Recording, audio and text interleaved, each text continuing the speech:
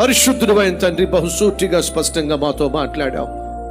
ఆత్మ ఫలములలో రెండవది సంతోషం. ఆ సంతోషం మేము కలిగి జీవించాలంటే నిన్ను ఆశ్రయించటం, నీకు ఆ కష్టాన్ని చెప్పుకోవడం, అది మాకెంతో ఆశీర్వాదం, సంతోషకరం.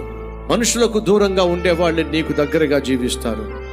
నిన్ను దగ్గరగా భావించి నీ మీదే ఆధారపడి నీకు ప్రార్థన చేసే ప్రతి ఒక్కరికి నాయన సంతోషాన్ని, సమాధానాన్ని దయచేయండి.